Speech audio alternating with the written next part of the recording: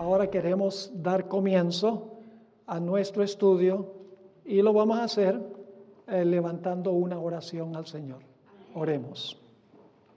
Padre Celestial, venimos ante tu trono en esta tarde agradeciéndote por el privilegio de encontrarnos en este lugar.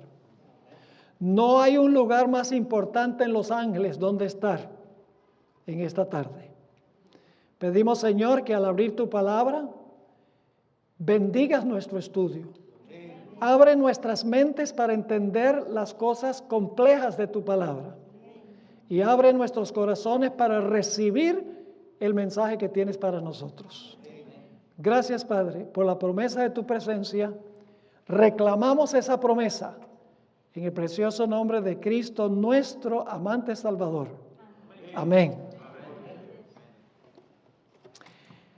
En esta serie de temas, vamos a comenzar nuestro estudio en Daniel, el capítulo 7. Luego vamos a estudiar Daniel 8 al 12 y finalmente nos vamos a trasladar a Apocalipsis 10. Así que nuestro estudio se enfocará hoy primordialmente en Daniel 7, varios temas en Daniel 8 al 12 y nuestro estudio primordial es la profecía de Apocalipsis, el capítulo 10. Ahora, lo que quiero mencionar primero en cuanto a Daniel es que el libro de Daniel está dividido en dos libros. Es decir, el libro de Daniel se compone de dos libros. El primer libro consta de los capítulos 1 al 7. El segundo libro del libro de Daniel consta de los capítulos 8 al 12. Esto lo vamos a desmenuzar un poquito más a medida que vamos estudiando. Pero lo que quiero que recuerden ahora es que el libro de Daniel se compone de dos libros en uno. Daniel 1 al 7 y Daniel 8 al 12. Hoy nos vamos a enfocar en el primer libro, Daniel 1 hasta el capítulo 7. Ahora ustedes dirán, pastor, ¿cómo dice usted que Daniel 1 al 7 es un libro completo en sí y Daniel 8 al 12 es otro libro dentro del mismo libro? La razón es muy sencilla. Daniel 1 al 7 está organizado en forma de lo que llaman los eruditos un quiasmo. Es decir, el capítulo 2 y el capítulo 7 están relacionados. El capítulo 3 y el capítulo 6 están relacionados. Y el capítulo 4 y el capítulo 5 están estrechamente relacionados. Permítame explicar un poquito más este asunto. Daniel 1 es la introducción al libro. Así que quiero que piensen de un candelabro. Candelabro tiene 3 brazos. Y entonces tiene también una luz arriba. El capítulo 1 sería la luz de arriba, la introducción a Daniel 1 al 7 y a todo el libro. Luego tenemos el siguiente brazo del candelabro, que consta de Daniel 2 en un lado del brazo y Daniel 7 en el otro lado del brazo. ¿Será que Daniel 2 y Daniel 7 están relacionados estrechamente uno con el otro? Sí. Claro que sí.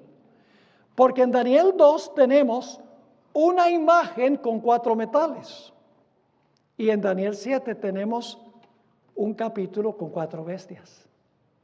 Y todos sabemos que esos 2 capítulos son paralelos. Describen los reinos que se levantan desde Babilonia hasta que Cristo establezca su reino eterno. Es decir, el primer brazo del candelabro, Daniel 2 y Daniel 7, están estrechamente relacionados uno con el otro. El segundo brazo, Daniel 3 y Daniel 6, en un lado del brazo está Daniel 3, en el otro lado del brazo está Daniel el capítulo 6. Esos 2 capítulos están en el mismo brazo porque están estrechamente relacionados también. En Daniel 3 tenemos un decreto de muerte porque 3 jóvenes rehúsan desobedecer la ley de Dios y practicar falsa adoración. Y son echados en un horno de fuego ardiendo. En el otro lado del brazo tenemos al profeta Daniel, que por no adorar, como dijo el rey, es echado ¿dónde? En un foso de los leones. Y sus acusadores dicen, no hallaremos nada contra este Daniel, sino en la ley de su Dios. Y entonces le prohíben orar. Así que el brazo que tiene Daniel 3 y Daniel 6 está estrechamente relacionado. Porque Daniel 3, persecución por la ley y la adoración. Daniel 6, persecución por Daniel obedecer la ley de Dios y por rehusar el decreto del rey que le mandaba a no orar a su Dios. Y luego el tercer brazo del candelabro, que es Daniel 4 y Daniel 5, están estrechamente relacionados también. Daniel 4 describe la caída de Nabucodonosor por ser un rey arrogante y orgulloso. Mientras que Daniel 5 describe la caída de otro rey, Belsasar, igualmente orgulloso y autosuficiente. ¿Se dan cuenta que Daniel 1 al 7 es una unidad completa? Daniel 1, la introducción, Daniel 2 y Daniel 7 relacionados, Daniel 3 y Daniel 6 relacionados, Daniel 4 y Daniel 5 relacionados. Es decir, Daniel 1 al 7 es, por así decirlo, un libro dentro del libro. ¿Les quedó claro este punto? Ahora, vamos a Daniel 7 y vamos a repasar. No tenemos tiempo de estudiar todo el capítulo 7 de Daniel, sería una imposibilidad, porque es demasiado extenso y tiene demasiado simbolismo. Pero yo me imagino que la mayoría de los que están aquí han estudiado en algún momento Daniel el capítulo 7. Así que voy a describir el capítulo y nos vamos a enfocar especialmente en la escena del juicio que viene al final de la cadena de eventos que tenemos en este capítulo.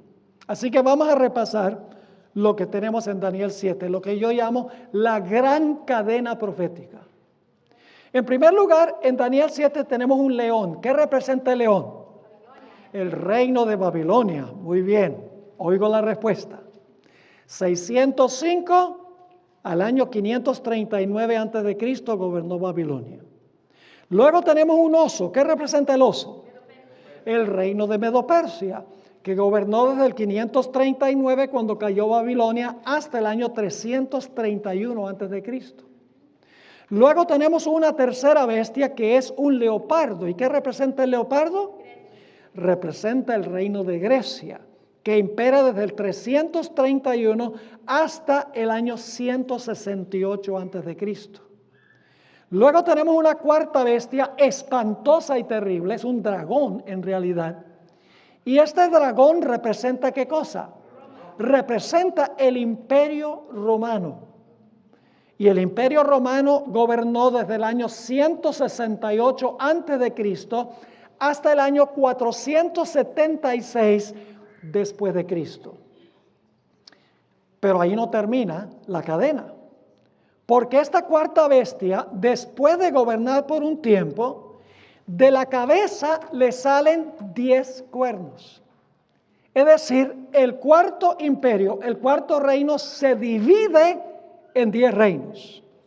Y esto ocurre entre el año 320 aproximadamente, en los días de Constantino, y continúa dividiéndose el reino como consecuencia de las invasiones de las tribus bárbaras que vinieron del norte del imperio. Continúa dividiéndose hasta el año 476. Es decir, los 10 cuernos surgen entre el tiempo de Constantino y el año 476. Los reinos estaban completos, los 10 estaban completos en el año 476 después de Cristo. Ustedes conocen los nombres de algunos de esos reinos, los anglosajones, se establecieron en Inglaterra, los Alemanni en Alemania, los francos en Francia, los lombardos en Italia. Todas fueron tribus bárbaras que vinieron y se parcelaron lo que había sido el Imperio Romano. Dividieron el Imperio Romano en 10 reinos completos en el año 476 después de Cristo. Pero la cadena no termina allí. Porque nos dice que luego, en medio de los 10, cuando los 10 están completos, en el año 476, se levanta un cuerno pequeño. En realidad, en el idioma en que se escribió esto en arameo, significa que surge de pequeñez, pero luego se vuelve gigantesco. Es decir, empieza pequeño. Y dice que lo primero que hace este cuerno pequeño es arrancar a 3 de los 10 reinos.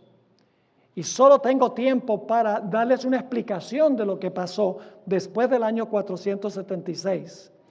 Había 3 de esos 10 reinos que eran rebeldes contra la iglesia cristiana de esa época, contra lo que llegaría a ser la iglesia romana, la iglesia católica. Esos 3 reinos eran los érulos, los vándalos y los ostrogodos. Se le oponían a las enseñanzas de la iglesia, particularmente enseñaban que Jesús era un ser creado, la primera criatura de Dios, que es una herejía. Y por lo tanto, el obispo de Roma apeló al emperador para que el emperador desarraigara a esos 3 reinos. Y así fue que en el año 493 después de Cristo, el obispo de Roma, influyendo sobre el poder civil, arrancó a los érulos y desaparecieron de la historia. Pero quedaban 2 reinos rebeldes. Los vándalos fueron arrancados en el año 534 después de Cristo. Nuevamente el obispo de Roma apelando al poder civil, al emperador, para arrancar a los vándalos de la historia. Y los vándalos no tienen ninguna nación hoy en Europa que descienda de ellos. Fueron arrancados de raíz, como dice la profecía. Pero quedaba un reino, los ostrogodos. El cuerno pequeño también tenía que arrancar a los ostrogodos usando el poder civil. Y así fue que en el año 538 después de Cristo, el obispo de Roma, empleando al emperador que se había ido a Constantinopla, Justiniano, logró desarraigar a los ostrogodos, el último poder opositor de la iglesia romana. Y ahora la iglesia romana podía gobernar sobre todo porque sus opositores habían sido quitados del camino. Y luego nos dice que ese cuerno pequeño, después de arrancar a 3 de los cuernos, a estos 3 reinos rebeldes, dice que gobernó el cuerno pequeño por 1260 años, que terminan ¿en qué fecha? Comienzan en el año 538, cuando el último poder opositor fue arrancado, y terminan en el año 1798, cuando el Papa Pío VI fue llevado cautivo a Francia, a donde murió en exilio. Así que en la cadena profética nos hemos movido de Babilonia a Medo-Persia, a Grecia, al Imperio Romano dividido, al momento entre el 476 y el 538, cuando los 3 reinos rebeldes son arrancados por el cuerno pequeño, ayudado por el poder civil, y luego el cuerno pequeño impera desde el 538 hasta 1798. Nos hemos movido desde el año 605 antes de Cristo hasta el año 1798 después de Cristo, sin paréntesis y sin interrupción. Por eso yo lo llamo la gran cadena profética, porque tiene eslabones y los eslabones están conectados uno con el otro. Uno puede seguir la trayectoria de la historia: Babilonia, Medo-Persia, Grecia, el Imperio Romano dividido, el arrancar de los 3 cuernos, el levantar del cuerno pequeño y su dominio por 1260 años. Pero lo que nos interesa especialmente en nuestro estudio no es lo que yo acabo de mencionar. La cadena profética que hemos analizado hasta este momento nos da el marco o el punto de referencia para aquello sobre lo cual quiero enfocarme en el resto de nuestro primer tema. Quiero enfocarme especialmente en lo que sucede después de 1798. Es un asunto que raras veces se estudia. Casi siempre en las conferencias, cuando se estudia Daniel 7, se habla de Babilonia, Medo-Persia, Grecia, el Imperio Romano, cómo el Imperio Romano se dividió, cómo los 3 cuernos fueron arrancados y el papado habló blasfemias contra el Altísimo, persiguió a los santos del Altísimo, pensó que podía cambiar la ley de Dios, identificamos que el cuerno pequeño es el papado y ahí termina el estudio. Pero hay otro evento en Daniel 7, después de los 1260 años de dominio del cuerno pequeño o del poder papal. Y a ese evento quiero referirme ahora. Ahora, debo decirles que Daniel, el capítulo 7, tiene 4 ciclos repetitivos. Ahora, ¿qué quiero decir por 4 ciclos repetitivos? Lo que quiero decir es que Daniel 7 repite el mismo material 4 veces. Ahora, permítame resumir ese punto tan importante para nuestro estudio. Y debo decirles que aquí yo no les voy a relatar muchas historias, ni los voy a poner a llorar, etc. Aquí vamos a estudiar profecías. Son profecías no fáciles de entender. Son profecías pesadas las que vamos a estudiar. No es como leer los evangelios. Y usted lee los evangelios, los milagros de Jesús y las historias sobre donde viajó y la muerte de Cristo. Eso se puede leer y es facilito. En las profecías estamos tratando con símbolos. Es mucho más complejo estudiar las profecías. Por eso es importante tener el manual, se los aseguro. Vale la pena tener el manual. Y no lo digo porque queremos vender manuales. Porque estamos muy bien, gracias a Dios. El Señor nos ha bendecido económicamente. Pero quiero que ustedes lo tengan. Lo estamos vendiendo al costo para beneficiarlos a ustedes. Es vital que tengan el manual. Ahora, ¿cuáles son los 4 ciclos repetitivos? En primer lugar, los versículos 1 al 14 de Daniel 7.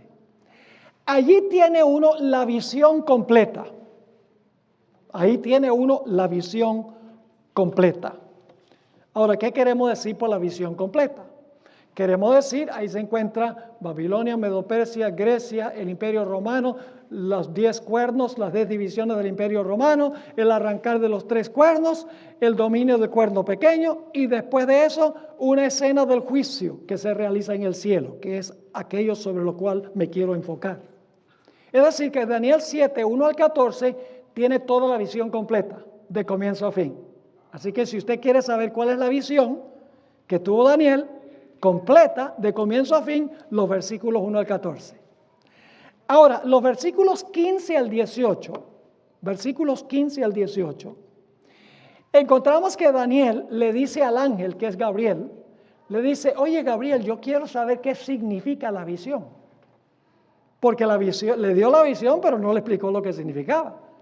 Así que ahora Daniel le dice a Gabriel, por favor, quiero saber qué significa la visión. Y entonces Gabriel le explica muy brevemente a Daniel la visión. Le dice, mira, Daniel, las 4 bestias representan 4 reinos que se van a levantar en la tierra y después de eso los santos del Altísimo poseerán el reino y reinarán para siempre. Una explicación súper breve. Porque no le explicó qué significa cada bestia ni nada. Le dijo, las 4 bestias son 4 reinos que van a imperar en la tierra y después de eso se va a hacer un juicio y los santos del Altísimo van a heredar el reino. Pero Daniel no se conforma, así que tenemos un tercer ciclo. El tercer ciclo se encuentra en Daniel 7, 19 al 22. Aquí Daniel le dice a Gabriel, pero Gabriel, a mí no me interesa en realidad el león, el oso, el leopardo y el dragón. Yo lo que quiero saber especialmente es si en cuanto al dragón, en cuanto a los 10 cuernos, en cuanto al cuerno pequeño y en cuanto a la escena del juicio que viene después del dominio del cuerno pequeño. Yo quiero saber es en cuanto a la parte final de la visión. Así que Daniel en los versículos 19 al 22 repite otra vez y dice, yo quiero saber en cuanto a la cuarta bestia, los 10 cuernos, el cuerno pequeño, y quiero saber en cuanto a la escena del juicio que viene después del dominio del cuerno pequeño. El cuarto ciclo está en los versículos 23 al 27, a donde Gabriel ahora le dice a Daniel, ok Daniel, tú me pediste que te explicara en cuanto a la cuarta bestia, los 10 cuernos, el cuerno pequeño, y la escena del juicio, ahora pues yo te voy a explicar. La cuarta bestia representa un cuarto reino que se levanta en la tierra y le explica lo que significan los 10 cuernos, le explica lo que significa el cuerno pequeño y luego le da una explicación en cuanto al juicio.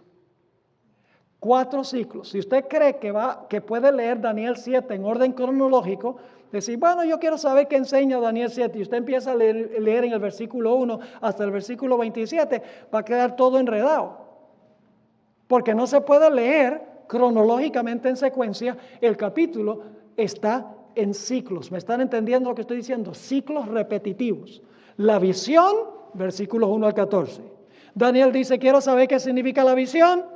Viene Gabriel, le da una explicación breve, las 4 bestias son 4 reinos que se levantan en la tierra, después de eso viene el juicio. Luego Daniel dice, no, pero yo quiero saber en cuanto a la cuarta bestia, quiero saber en cuanto a los 10 cuernos, en cuanto al cuerno pequeño y en cuanto al juicio. O sea, Daniel repite otra vez lo que quiere ver en la visión. Y entonces al final del capítulo, Gabriel dice, ok, ahora te explico, la cuarta bestia es esto, los 10 cuernos son esto, el cuerno pequeño representa esto y la escena del juicio significa esto. ¿Les quedó claro? Ahora, necesitamos entender que la escena de juicio, porque eso es lo que queremos enfocarnos, es en el juicio de Daniel 7. Lo que pasa después de los 1260 años, porque el juicio viene después de los 1260 años, porque el capítulo está en orden cronológico, ¿sí o no? El oso después del león, el leopardo después del oso, el dragón después del león, oso y leopardo. Luego entonces viene los 10 cuernos, luego el cuerno pequeño, arranca 3, luego el cuerno pequeño domina. El capítulo está en orden cronológico, los poderes. Lo cual significa que el juicio que viene después de los 1260 años tiene que ocurrir después del año 1798, porque es el próximo evento en la secuencia. Ahora quiero recalcar que en la Biblia el juicio consta de 3 pasos. ¿De cuántos pasos consta el juicio? Consta de 3 pasos. Primero, la investigación del caso. Segundo, la sentencia que se basa en la investigación del caso. Y en tercer lugar, la ejecución de la sentencia que se basa en la sentencia que se dio y en la investigación de la evidencia. Es decir, el concepto bíblico del juicio es muy parecido a los juicios seculares que se realizan en los Estados Unidos. Cuando se va a hacer un juicio, hay un abogado acusador y hay un abogado defensor, ¿sí o no? Y hay un jurado, ¿correcto? ¿Qué es lo primero que se hace en el juicio? El jurado, antes de comenzar el juicio, el jurado dice, culpable, va para la silla eléctrica. No. ¿Qué es lo primero que se hace? Se investiga el caso, ¿sí o no? Se examina la evidencia para ver si la persona es culpable o no. Después que se examina la evidencia, entonces, ¿qué hace el jurado? El jurado dicta sentencia basado en lo que reveló la evidencia. Y luego, después de dictar el veredicto, entonces ya se impone o ya se implementa la sentencia en la vida real, en la actualidad. ¿Me están entendiendo lo que estoy diciendo? En la Biblia, en Daniel 7, el juicio celestial consta de los mismos 3 pasos. Investigación. En segundo lugar, una sentencia que se basa en lo que se descubrió en la investigación. Y finalmente, la implementación de la sentencia que se dio. Ahora vamos a examinar los 4 ciclos de Daniel más cuidadosamente para ver si podemos ver estos 3 pasos del juicio. Lo que estamos estudiando esta noche es fundamental para todos los demás temas. Si no entendemos lo que estamos estudiando esta noche, no vamos a entender plenamente lo que vamos a estudiar en las noches subsiguientes. Vamos ahora a Daniel, el capítulo 7, y vamos a leer los versículos 8 al 10 y luego el 13 y 14. Solo vamos a mirar el juicio. Ya hablamos del león, el oso, el leopardo, el dragón, los 10 cuernos, el cuerno pequeño que arranca 3 y luego domina 1260 años. Eso lo vamos a dejar atrás. Ahora queremos enfocarnos en lo que sucede después de 1798, en algún momento después de 1798. Lo que vamos a ver es el primer ciclo, la visión en sí, el aspecto del juicio. Leo empezando en el versículo 8. Mientras yo contemplaba los cuernos, he aquí que otro cuerno pequeño salía entre ellos, es decir, entre los 10. Y delante de él fueron arrancados 3 cuernos de los primeros. Y he aquí que este cuerno tenía ojos como de hombre y una boca que hablaba grandes cosas. Es decir, era un cuerno bien altanero, ¿verdad que sí? Y dice más adelante en el capítulo que hablaba blasfemias contra el Altísimo, perseguía a los santos del Altísimo y pensó que podía inclusive cambiar la ley de Dios. Versículo 9. Estuve mirando hasta que fueron puestos tronos y se sentó un anciano de días. Ahora paremos un momento allí. ¿Quién es el anciano de días? Dios el Padre es el anciano de días. ¿A dónde vive el Padre? ¿Qué nos dijo Jesús? Que debemos orar, Padre nuestro que estás en todas partes. No. Padre nuestro que estás ¿dónde? En el cielo. Así que quiero que noten aquí que dice, se sentó un anciano de días. ¿A dónde se está sentando? ¿En la tierra o en el cielo? En el cielo, muy importante. Sigue diciendo, ahora va a describir su apariencia física. Dice, cuyo vestido era blanco como la nieve y el pelo de su cabeza como lana limpia. Su trono llama de fuego y las ruedas del mismo fuego ardiente. Un río de fuego procedía y salía de delante de él. Millares de millares. ¿A dónde estaban esos millares de millares? ¿En la tierra o en el cielo? ¿Qué son los millares de millares? Ángeles. ¿A dónde se está realizando esta escena? En el cielo. Sigue diciendo, versículo 10. Un río de fuego procedía y salía de delante de él. Millares de millares le servían y millones de millones asistían delante de él. El juez se sentó, ¿dónde? ¿A dónde se sentó? En el trono. ¿A dónde estaba el trono? En el cielo. Vital que recuerden eso, porque es a donde está el anciano de días y los ángeles que están en el cielo. Así que dice, el juez se sentó ¿y qué? Y los libros fueron abiertos. ¿Qué contienen los libros? La evidencia que se va a examinar en el juicio. Se va a investigar lo que está en los libros. Y los hechos de quienes se hayan escritos en el libro, en los libros, de cada persona que ha profesado a Cristo, es lo que vamos a ver. Yo pregunto entonces, ¿va a haber una investigación, sí o no? Sí. Después de 1798, ¿en algún momento va a haber una investigación? Sí. El juez se sentó, los libros se abren ahora para examinar la evidencia. ¿Y a dónde está ocurriendo la investigación? ¿En la tierra o en el cielo? Sí. En el cielo. Ahora vamos al versículo 13. ¿Tienen clara la escena? Sí.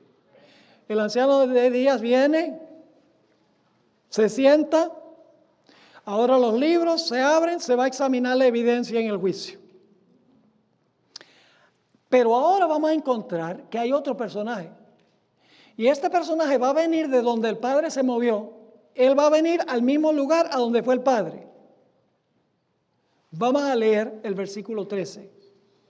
Dice, miraba yo en la visión de la noche, he aquí con las nubes del cielo. ¿Qué son las nubes del cielo? Los ángeles, muy bien. Con las nubes del cielo venía uno como un hijo de hombre. ¿Quién es ese? Jesús múltiples veces en los evangelios se refirió a sí mismo como ¿qué? Como el hijo del hombre, exactamente. Este es Jesús. Dice, venía uno como un hijo de hombre que vino ¿hasta dónde? ¿Esto está hablando de la segunda venida de Cristo? No. Porque ¿a dónde va el hijo del hombre? No viene a la tierra, sino que va a donde fue ¿quién? El anciano de días. ¿Y a dónde se sentó el anciano de días? En el trono. ¿En qué lugar? En el cielo. Así que cuando el Hijo del Hombre viene a donde fue el anciano de días, este evento está ocurriendo en la tierra o en el cielo. En el cielo, no olviden eso.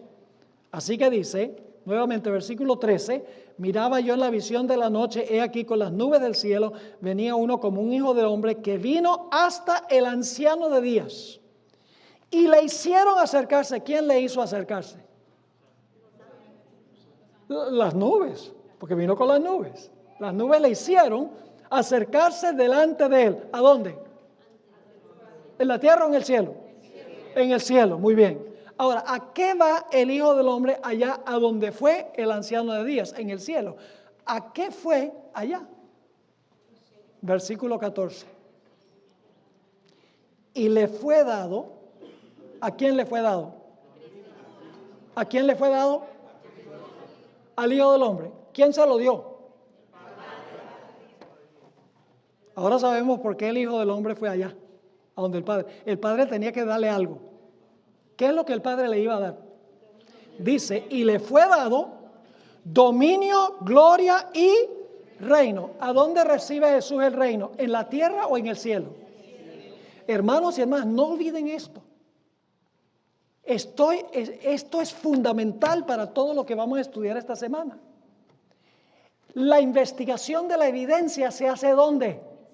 En el cielo, no en la tierra. Jesús viene allá para recibir ¿qué cosa? Para recibir el reino que se lo da ¿quién? Su Padre, basado en lo que revela la evidencia que se examina en el juicio. Ahora sigamos leyendo. Versículo 14.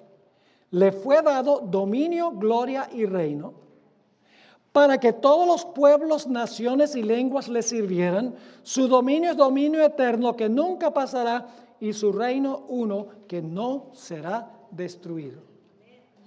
¿Con qué termina la visión? Con el juicio y con el Padre entregándole a Jesús ¿qué cosa? El reino. ¿Y a dónde se lo entrega? ¿En la tierra o en el cielo? En el cielo. Es decir, el veredicto se da en el cielo. La sentencia se da en el cielo basado en lo que revela la evidencia. El último evento, es decir, la implementación del veredicto, se realiza cuando Jesús empíricamente se posesiona de los reinos de la tierra. Ahora, ese es el primer ciclo. ¿Le quedó claro el primer ciclo? Ahora vamos al segundo ciclo. Todos los ciclos terminan con el juicio, pero cada ciclo agrega detalles. Daniel 7, 16 al 18. Dice Daniel, me acerqué a uno de los que asistían y le pregunté la verdad acerca de todo esto. Y me habló y me hizo conocer la interpretación de las cosas. Y ahora va a explicar. Estas 4 grandes bestias son 4 reyes o reinos que se levantarán en la tierra. ¿Ve? Muy breve. Pasa casi por alto la primera parte de la visión. Dice, las 4 bestias representan 4 reinos que se van a levantar en la tierra. Y luego dice que después, ¿qué cosa? Recibirán el reino los santos del Altísimo. ¿Y qué? Y poseerán el reino hasta el siglo eternamente y para siempre. Ahora les voy a explicar algo. Los santos del Altísimo, el veredicto de que ellos van a recibir el reino se da en el cielo, basado en el examen de la evidencia. Pero los santos no poseen el reino físicamente, sino hasta que Jesús regrese por segunda vez. Es decir, los primeros dos pasos del juicio se realizan ¿dónde? En el cielo. El examen de la evidencia y el dictar de la sentencia se hace en el cielo, pero basado en el examen de la evidencia y basado en la sentencia que se dicta, entonces Cristo viene y le da físicamente el reino a los santos del Altísimo. Poseen el reino, que es el veredicto que se dio basado en el examen de la evidencia. ¿Me están siguiendo o no? Así que dice aquí que después que imperen estos cuatro reinos con todo lo que representan, dice, recibirán el reino los santos del Altísimo y lo reciben en el cielo por veredicto. Pero luego dice que ¿qué cosa? Y poseerán el reino hasta el siglo, eternamente y para siempre. Ahora vamos al tercer ciclo. Daniel 7, 21 y 22. Daniel 7, 21 y 22. Hablando del cuerno pequeño, otra vez dice, y veía yo que este cuerno pequeño hacía guerra contra los santos y los vencía. Hasta que vino el anciano de días. ¿Quién es el anciano de días? ¿A dónde vino según la visión? ¿A la tierra? ¿Vino a la tierra? No, hasta que vino, en realidad vamos a ver que vino al lugar, del lugar santo al lugar santísimo. Eso lo vamos a estudiar un poco más adelante. El Padre se mueve del lugar santo del santuario al lugar santísimo. Y luego Jesús se mueve del lugar santo del santuario al lugar santísimo. Y esto ocurre en 1844, cuando comienza el juicio. Todo esto lo vamos a estudiar. Así que dice aquí, yo veía este cuerno que hacía guerra contra los santos y los vencía, hasta que vino el anciano de días, y el anciano de días se mueve ¿dónde? ¿En la tierra o en el cielo? En el cielo, según la visión. Recuerden que esta es una explicación de la visión. Y ahora noten lo que dice, y se dio el juicio en favor de los santos del Altísimo. Yo pregunto, ¿ese es el veredicto? ¿Un juicio a favor de los santos? ¿Sería el veredicto? Sí. Por ejemplo, si hay un acusado en un tribunal, se examina la evidencia y se descubre que la persona no es culpable, entonces, ¿qué dice el jurado del juez? La persona no es ¿qué? No es culpable. Y entonces, ¿qué sucede? Lo sueltan. Implementan la sentencia o el veredicto. Así que aquí está diciendo que viene el anciano de días, se hace un juicio en favor de los santos del Altísimo y luego dice, y llegó el tiempo y los santos recibieron el reino. Ahí está la implementación del veredicto. No sé si lo captaron o no. 3 pasos. En primer lugar, viene el anciano de días, el juez se sienta, los libros ¿qué?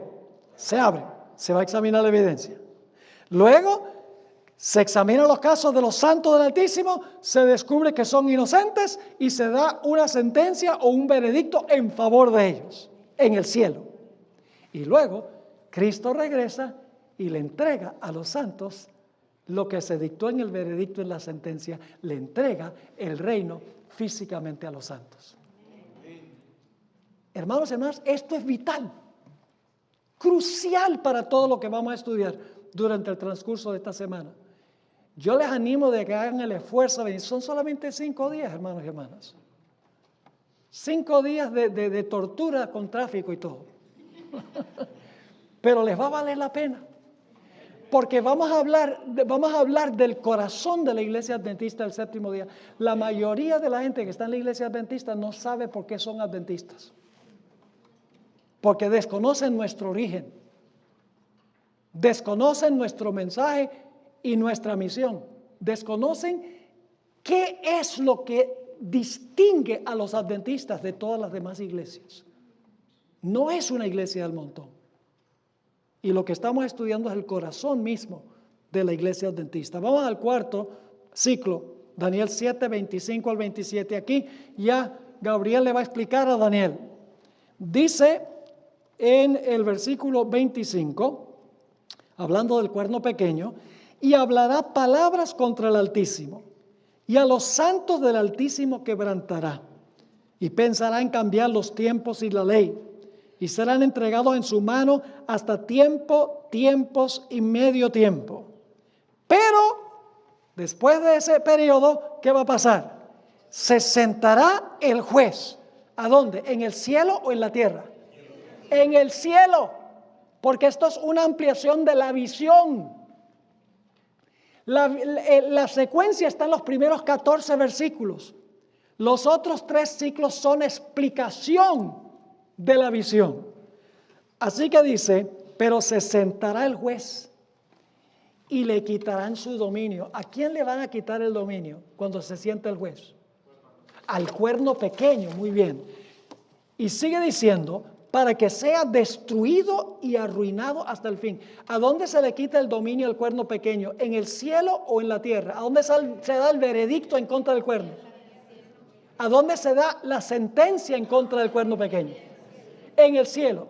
¿En contra del cuerno pequeño y en favor de quiénes? De los que el cuerno pequeño persiguió.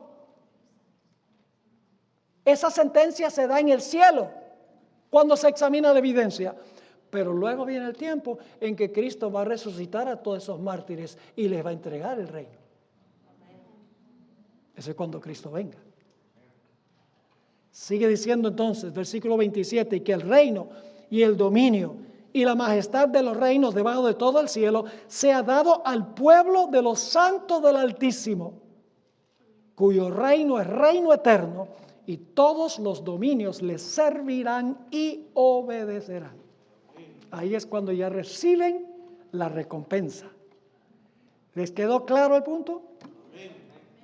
Ahora, permítanme leerles una cita del espíritu de profecía muy interesante. La hermana White entendió esto.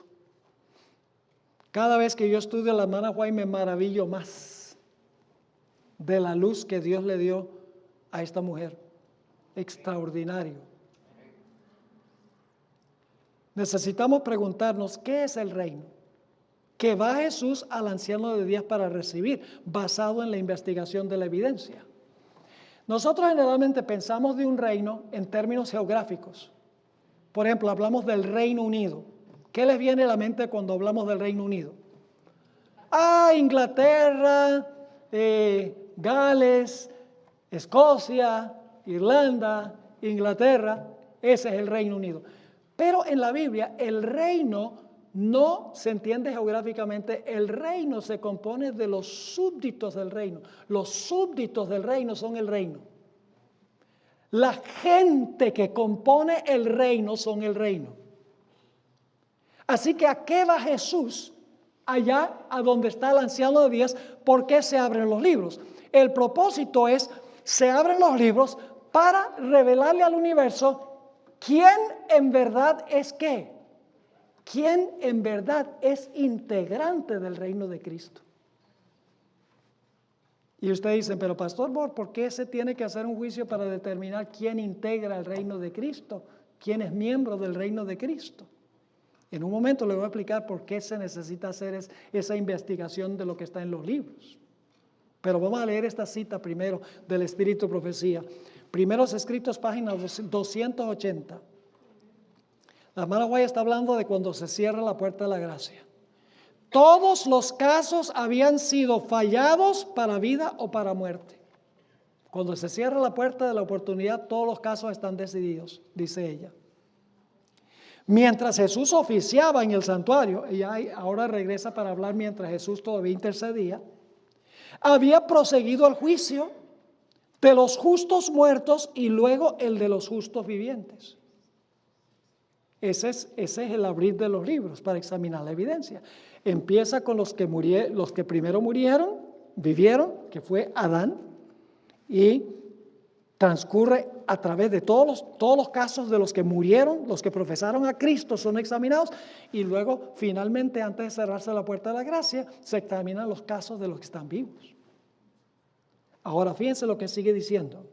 Cristo, habiendo hecho expiación por su pueblo y habiendo borrado sus pecados, había recibido su reino. Y luego explica, estaba completo el número de los súbditos del reino. ¿Qué es recibir el reino? Es porque está completo, ¿qué cosa? Los súbditos del reino. ¿Y qué es lo que se hizo para determinar si eran súbditos o no? El juicio investigador. Y usted dice, pero pastor, ¿por qué hay que hacer un examen? Yo pregunto, ¿en la iglesia hay trigo y cizaña? Entonces sería necesario hacer un examen para ver quién es trigo y quién es cizaña. De los que profesan el nombre de Jesús. ¿La cizaña profesa a Cristo? Sí, la cizaña está en la iglesia y profesa seguir a Jesús.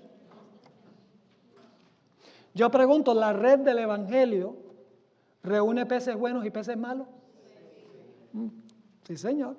No todos los peces en la iglesia son buenos. Cuando se llega a la playa, en la parábola que dio a Jesús, los pescadores separan los peces buenos de los peces malos. Ese es el juicio.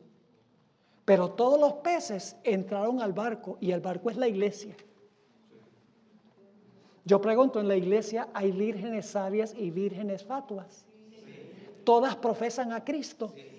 Todas tienen lámparas y cierta porción del Espíritu Santo. Yo pregunto, ¿en la iglesia hay personas que tienen el manto de justicia de Cristo y otros que no lo tienen? Oh, claro que sí. Ustedes conocen la parábola. En un momento vamos a analizar más cuidadosamente esa parábola. Yo pregunto, ¿en la iglesia hay lobos vestidos de oveja? Jesús lo dijo, ¿cómo no? En la iglesia hay personas que dicen, Señor, Señor, no echamos demonios en tu nombre. Señor, Señor, no hicimos milagros en tu nombre. Señor, Señor, no profetizamos en tu nombre. ¿En la iglesia hay personas así?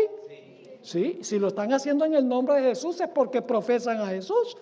Y Jesús le dice, sí, ustedes son míos. No, Señor. Jesús le dice a estos que usaron el nombre de Jesús, apartados de mí, obradores de maldad. Yo pregunto, ¿en la iglesia hay personas que tienen apariencia de piedad, pero no tienen verdadera piedad? Pablo dijo que sí. Inclusive hay ministros que se disfrazan como ministros de justicia, según el apóstol Pablo. Claro que sí. Entonces, no todo el que profesa a Cristo es un verdadero creyente. Por eso hay que abrir los libros para examinar y ver quién fue un verdadero creyente, quién en verdad se arrepintió de sus pecados, los confesó y confió en Cristo Jesús como su Salvador personal. Y cuando Jesús haya terminado de examinar a todos los que profesaron su nombre, entonces Él va a dictar sentencia en favor de su pueblo, porque su pueblo estará completo. ¿Me están entendiendo? Ahora yo pregunto, una vez que Dios ha dado perdón, ¿el perdón se puede revocar? Cuando Dios perdona a una persona, ¿Dios le puede revocar el perdón? Sí, Señor. Todos los que profesaron el nombre de Jesús, pero que en verdad no se arrepintieron y tuvieron lágrimas de cocodrilo. Y sus obras demostraron que en realidad no estaban entregados al Señor Jesucristo. El perdón que les fue dado les será revocado. Y dice, pastor, ¿dónde enseña la Biblia eso? ¿Recuerdan la parábola de los dos deudores? Un hombre debía una suma inmensa que no podía pagar, 10,000 talentos, no podía pagar en varias vidas que tuviera. Y el Señor lo llamó, le dijo, ríndeme cuentas. Ese es el juicio, cuando tenemos que rendir cuentas. Y no podía pagar. Así que el Señor le dijo, échenlo a la cárcel con toda la familia, confisquen todo lo que tienen. Ay, empieza a clamar, ay, por favor, no me hagas eso, que yo te pago, dame tiempo. Y el Señor le dice, ¿qué me vas a estar pagando? Si no tienes ni siquiera dónde caerte muerto. Y sigue clamando, ay, por favor. Y entonces el Señor, movido a misericordia, le dice, mira, te perdono, vete. Y el tipo dice, no tengo que pagar nada, no, la deuda queda perdonada. Este individuo está pero saltando en una pata. Sale contento y alegre, saltando de alegría, y se encuentra un pobre que le debe 100 denarios. Una cantidad que se podía pagar. Y le dice, págame lo que me debes. Y este individuo que le debe le dice, ay, por favor, dame tiempo que te lo pago. ¿Qué tiempo ni qué pan caliente? Y lo agarra del cuello y lo está ahorcando, según dice Jesús. Pues resulta que los siervos del Señor, que representan a los ángeles que registran nuestras acciones, van a donde el Señor le dice, ¿sabe lo que pasó con ese individuo que le perdonaste toda esa deuda tan grande? Pues estaba ahorcando a un pobre miserable que le debía 100 denarios. Y el Señor dice, así es la cosa. Tráiganme ese reo para acá. Y lo trae. Y le dice, ¿qué es lo que yo oigo de ti? Yo te perdoné una deuda que tú nunca podías pagar, como Cristo nos ha pagado una deuda que nosotros no podemos pagar. ¿Cómo es que tú no estuviste dispuesto a demostrar que apreciabas mi perdón, perdonando a tu semejante? Y dice la historia que le revocó el perdón, lo echó a la cárcel hasta que pagara todo lo que debía. ¿Qué va a suceder con aquellas personas que profesaron a Cristo, pero que en realidad no eran genuinos creyentes en Cristo? Serán apartados del reino y serán echados a donde, dijo Jesús, donde es el lloro y el crujir de dientes. El propósito del juicio, mis hermanos y hermanas, es sencillamente revelar quién es miembro genuino del reino de Cristo. Y cuando se haya examinado a todos, el reino de Cristo está completo y el Padre le va a dar el reino en el cielo. Y entonces cuando Cristo regrese, nos va a empíricamente a dar el reino. Por lo que veo, están entendiendo. Repito que esto es crucial. Ahora vamos a Lucas 12, 35 al 37. Ustedes dicen, pastor, ¿cómo así, pastor? Usted está diciendo entonces que en el cielo se examinan todos los casos de los que profesaron a Jesús y que en el cielo ya se va a dictar la sentencia si se van a salvar o se van a perder. Sí, eso se va a hacer en el cielo. La evidencia se examina en el cielo, la sentencia se da en el cielo y luego entonces cuando Cristo venga, Él trae su recompensa para recompensar a cada uno según fuere su obra. Ahora, escuchen lo que voy a decir. El acto de Cristo recibir el reino es lo mismo que Jesús casarse con su reino. Recibir a Jesús el reino es lo mismo que Jesús casarse con su pueblo, con su esposa. Recibir el reino, casarse con su esposa es lo mismo. Ahora, vamos a Lucas 12, 35 al 37, van a encontrar algo muy interesante ahí. Jesús le está hablando a sus discípulos y les dice, estén ceñidos vuestros lomos y vuestras lámparas encendidas.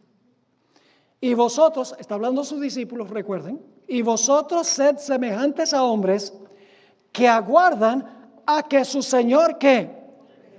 Regrese de las bodas. ¿Ustedes están entendiendo lo que está diciendo eso? Le está diciendo a sus discípulos, ustedes estén listos, ceñidos, para cuando el esposo regrese de la boda. Ahora, si ellos deben estar esperando que el esposo regrese de la boda, es porque el esposo no se casó en presencia de ellos, sino que se casó antes. ¿Me están siguiendo o no me están siguiendo? Porque le está diciendo a sus seguidores, ustedes cíñanse y sean como aquellos, lámparas encendidas, como aquellos que esperan que su Señor regrese de las bodas. Es decir, la boda entre Cristo y su pueblo se realiza en el cielo antes de la segunda venida. Sigo leyendo. Y vosotros sed semejantes a hombres que aguardan a que su Señor regrese de las bodas, para que cuando regrese y llame, le abran enseguida.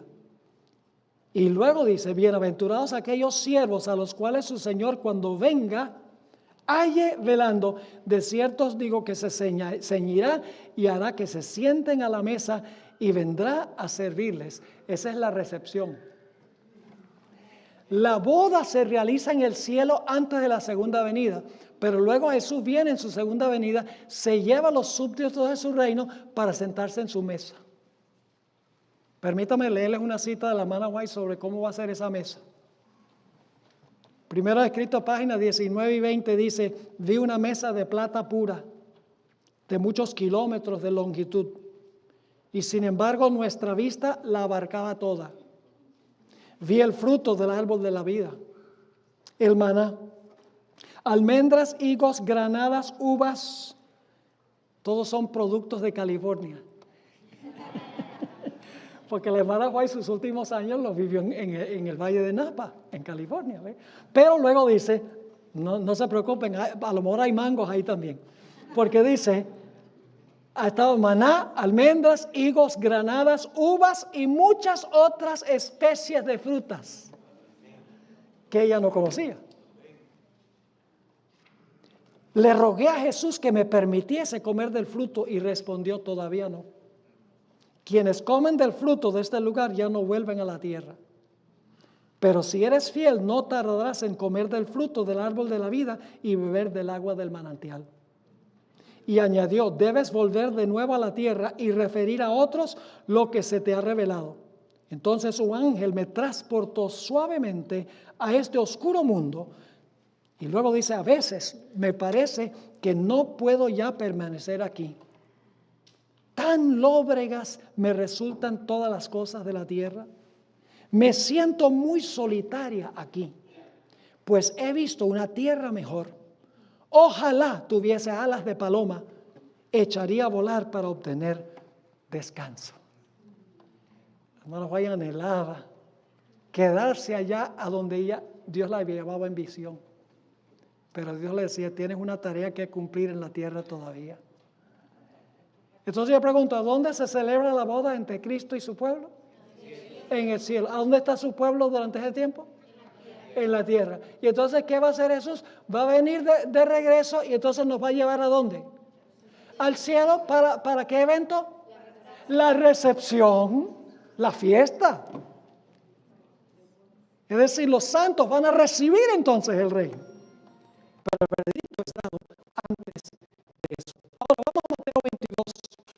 Tenemos todavía algunas cosas que analizar aquí. Mateo 22. Les voy a relatar algo sobre este capítulo. En los versículos 1 a 14, Jesús da una parábola. La parábola del gran banquete. Y les voy a resumir la primera parte de esta parábola de Jesús. Dice que se da una invitación a los judíos y los judíos rechazan la primera invitación. Esa es la invitación que se dio a los judíos en el Antiguo Testamento, de aceptar al Mesías.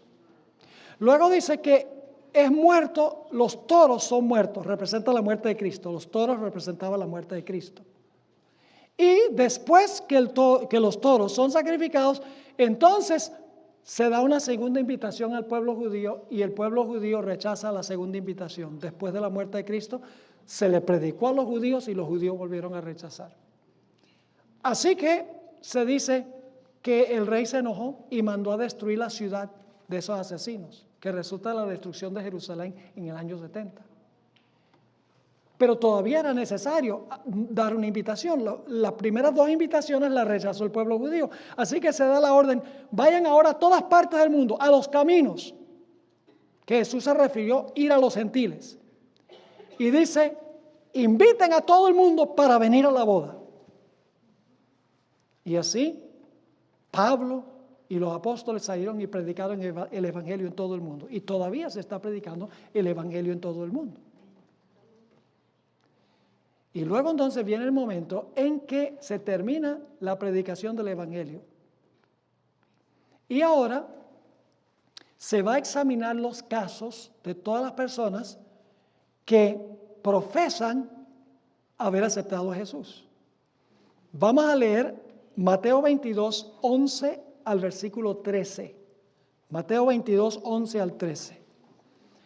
Después que todos han sido invitados a la boda y la gente ha entrado para la celebración de la boda no se ha realizado todavía, pero todos están allí para la boda. Dice, entró el rey para ver. Esa palabra ver en el idioma griego no es la palabra común para ver. En griego la palabra ver común es blepo. Esta palabra es distinta. Esta palabra es theaomai, que se debe traducir que el rey entró para examinar o escudriñar a los invitados. Así que dice, entró el rey para ver a los convidados, es decir, los que aceptaron la invitación a la boda. Y vio allí un hombre que no estaba vestido de boda. Ahora yo pregunto, ¿esta escena se está realizando después de la segunda venida de Jesús? No. ¿O es que ustedes creen que Cristo cuando venga se va a llevar a la gente al cielo y cuando llegue al cielo entonces Dios el Padre va a decir, vamos a examinar a ver quién tiene derecho a estar aquí? No. En realidad lo que tenemos aquí es juicio investigador. Se investiga el caso de este individuo. Este individuo está todavía en la tierra, pero se están examinando sus registros en el cielo, en los libros. Se está examinando su vida. Y se descubre al examinar su vida que profesó a Cristo, pero en realidad no tenía el manto de la justicia de Cristo. ¿A dónde está el reo en la parábola? Está en la tierra. Pero ¿cómo está en el cielo? En el cielo está porque allá está registrado su vida. Es decir, él aceptó la invitación a la boda. Mientras que está todavía ¿dónde? En la tierra. Y ya vimos que Cristo va a regresar del cielo a la tierra de la boda. Así que la boda se realiza en el cielo, mientras que los que se examinan son personas que profesaron seguir a Jesús y se va a determinar si la persona tenía el manto o no. Así que se descubre que este no tiene el manto de boda. Cuando se examina su caso en el juicio celestial, antes de la segunda venida de Jesús, se ve que este individuo fue como el deudor ese que rehusó perdonar a su semejante. Se da cuenta de que no tiene el manto de la justicia de Cristo. Esa persona está en la tierra, pero el examen se hace en el cielo. Él ha aceptado la invitación a la boda cuando Cristo tome su reino, pero está ausente físicamente. Así que sigue diciendo, vio allí un hombre que no estaba vestido de boda y le dijo, amigo, ¿cómo entraste aquí sin estar vestido de boda? ¿Ustedes creen que después de la segunda venida, cuando el pueblo de Dios está en el cielo, Dios va a decir, oye, ¿cómo tú entraste acá? No, esto es un examen que se hace antes, mis hermanos y hermanas. Y le dijo, amigo, ¿cómo entraste aquí sin estar vestido de boda? Mas él enmudeció. Entonces el rey dijo a los que le servían, ahora viene el castigo, La sentencia ya se dio, se hizo el examen del manto, se dio la sentencia porque no tenía el manto y ahora se va a ejecutar la sentencia. Dice, entonces el rey dijo a los que le servían, atadle de pies y manos y echadle en las tinieblas de afuera, ahí será el lloro y el crujir de dientes. ¿Le está quedando claro lo que estamos estudiando? Ahora tenemos una o dos cosas más que necesitamos analizar antes de terminar. Hay personas en la iglesia adventista, eruditos en la iglesia adventista, que dicen, pero el propósito de Daniel 7 es mostrar que Dios va a condenar al cuerno pequeño. El énfasis no es que Dios va a salvar a su pueblo, de que Dios va a examinar a su pueblo, no. Está examinando es al cuerno pequeño, para castigar al cuerno pequeño por todo lo que hizo. Así que la pregunta clave es, ¿este juicio es en contra del cuerno pequeño o es un juicio a favor de los santos del Altísimo? Pues la respuesta es muy sencilla, mis hermanos y hermanas. Es ambas cosas. es un juicio a favor de los que fueron perseguidos por el papado y en contra del poder que los persiguió. Permítame ilustrar lo que quiero decir. ¿Han oído hablar de Juan Hus? Yo he estado en Constanza, al sur de Alemania, donde fue enjuiciado Juan Hus. Era un hombre íntegro, pero que no concordaba con las prácticas y enseñanzas de la Iglesia romana. Por lo tanto, lo arrestaron, lo echaron en un calabozo, estuvo allí por meses y meses sin un juicio. Finalmente fue llevado a la catedral allá en Constanza, la catedral católica, le hicieron una inquisición, le hicieron un examen de la evidencia. Le dieron todas las acusaciones, él hizo esto, escribió esto y esto y esto y esto. Sacaron solamente las cosas negativas y metieron un montón de mentiras. Le hicieron un examen de la evidencia. Y basado en el examen de la evidencia, el examen deshonesto de la evidencia, pronunciaron contra él la sentencia de muerte. Y luego lo llevaron a las afueras de Constanza y lo quemaron vivo. ¿Se siguieron los 3 pasos? Sí. ¿Se examinó la evidencia? ¿Le leyeron las acusaciones? Sí. Pero eran falsas.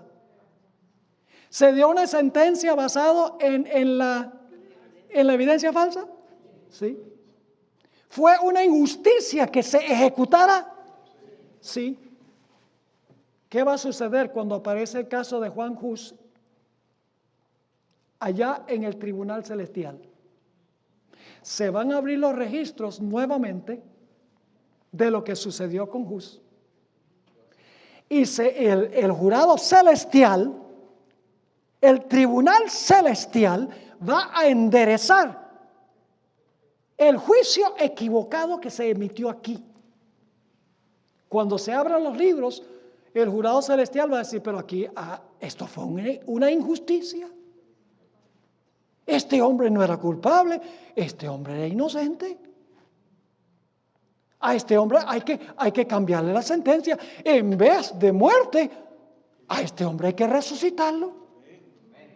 Y se da una sentencia a favor de Juan Hus y en contra del poder que lo oprimió. Y entonces viene el tiempo cuando Cristo venga a resucitar a su siervo y a darle el reino que ya se demostró en el cielo que merecía, a base de la investigación de la evidencia. ¿Les quedó claro? Ahora escuchen, termino con esto el primer tema. Las iglesias no adventistas no entienden el juicio porque no entienden el estado de los muertos. Para una persona, digamos, una persona que es evangélica, ¿cuándo es juzgada una persona? Cuando se muere. Si la persona fue buena cuando se murió, ¿para dónde va? Directico para el trono de Dios, para el cielo. Y si fue mala, al infierno. Y si fue medio mala, al purgatorio. Es decir, ¿cuándo es el juicio? Según ellos, cuando una persona se muere. Para ellos, lo que nosotros estudiamos es absurdo. De que va a haber un juicio celestial que comenzó en 1844 y que se están examinando los casos de todos los que profesan a Cristo para luego dictar sentencia. Para ellos eso es inexistente, porque ellos tienen un concepto del juicio que cuando la persona se muere se va para el cielo o para el infierno. Pero ese no es el concepto bíblico del juicio. El concepto bíblico del juicio, mis hermanos y hermanas, es que la investigación de cada persona que profesó a Cristo se hace en el cielo antes de la segunda venida. La sentencia basada en el examen de la evidencia se dicta en el cielo antes de la segunda venida. Y cuando Cristo venga por segunda vez, va a recompensar a cada uno según fuere su obra para recompensar según fuere su obra, tienen que haberse examinado ante sus obras. ¿Están conmigo? Ese es el concepto bíblico del juicio. Es lo que distingue a la iglesia adventista de todas las demás iglesias. Y eso es lo que nosotros vamos a estudiar en el transcurso de esta semana. Oremos, Padre. Gracias por darnos este panorama. Gracias porque tú no dices, este es culpable y este es inocente, porque yo lo digo. Gracias porque tú vas a abrir los registros para que todo el universo vea tu justicia. No va a quedar cabos sin atar. No va a haber preguntas de por qué Saulo de Tarso, el asesino, está en el cielo y por qué otras personas que nosotros pensábamos iban a estar allí no están. Gracias porque tú abrirás cada caso ante tu pueblo para que podamos entender que tú fuiste absolutamente justo en cada caso. Te pedimos, Señor, que nos continúes bendiciendo en esta serie. Te lo imploramos en el precioso nombre de Jesús. Amén.